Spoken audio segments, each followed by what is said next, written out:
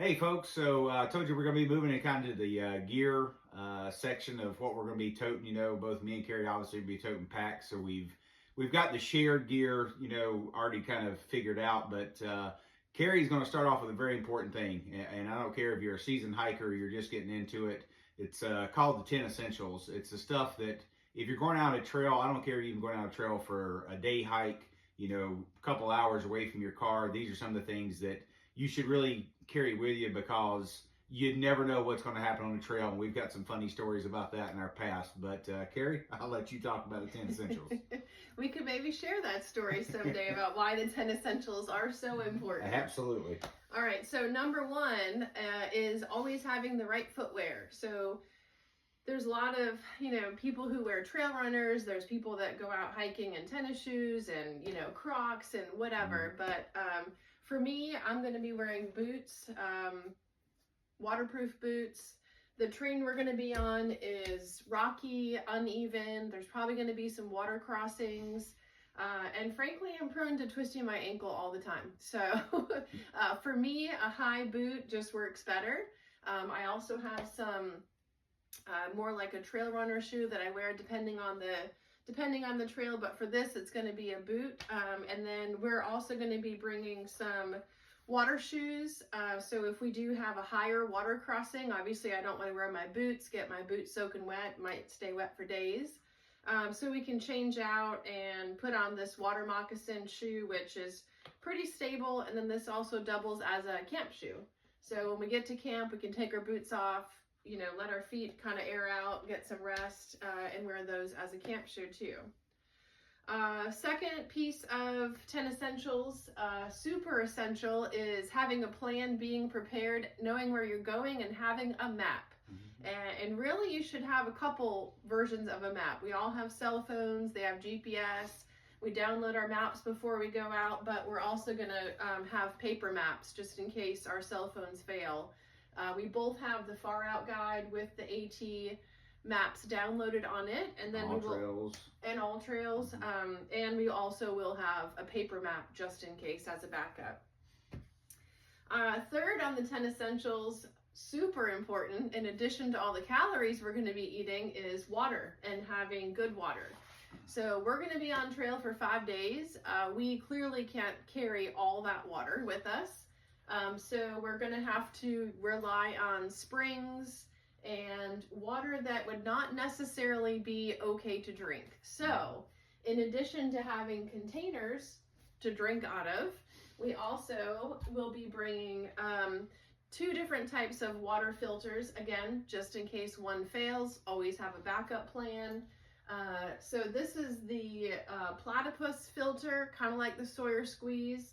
I like this one. It has caps on either end of this filter, and then it easily screws into what we have labeled as a dirty water bag that will fill up out of either a spring or a creek, lake, hopefully not a mud puddle, but try to get the cleanest water possible. And then it filters it, removes, I think, 99.9% of virus and bacteria, and then runs into this clean bag, which we can then fill our bottles with and drink.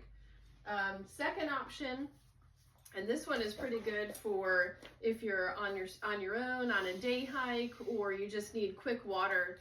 You actually fill it here in the dirty water, goes in the bag, filters here, screws on, you can drink right from this if you need to, or you can fill your bottle with that.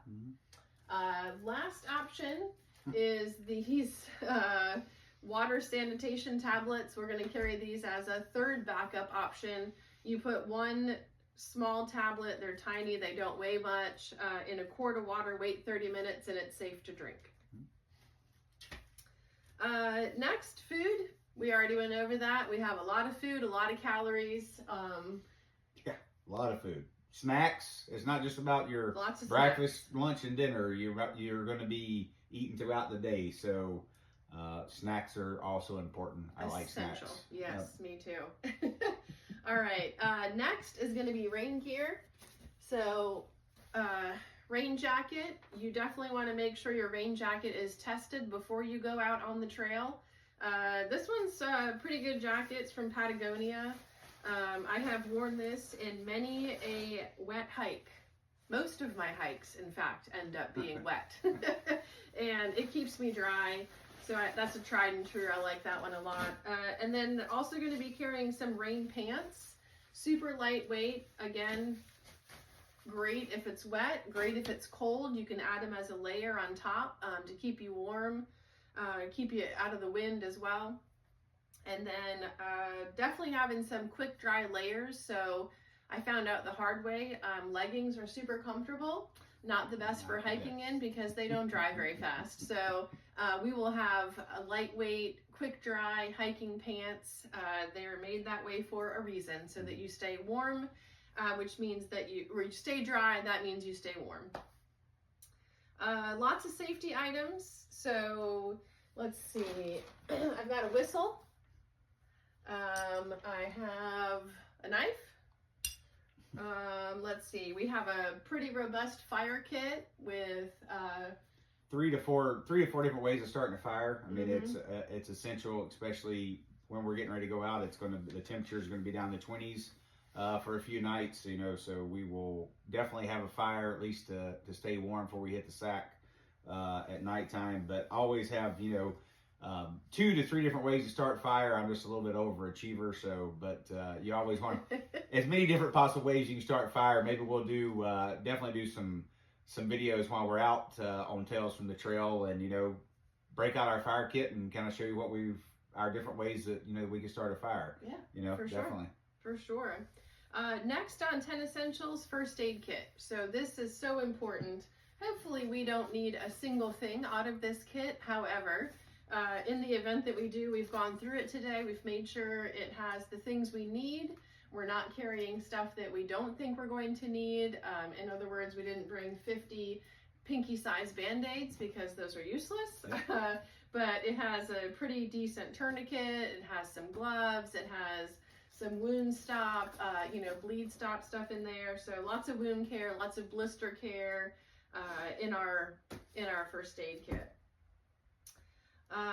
Knife, multi-tool. We both have a pocket knife.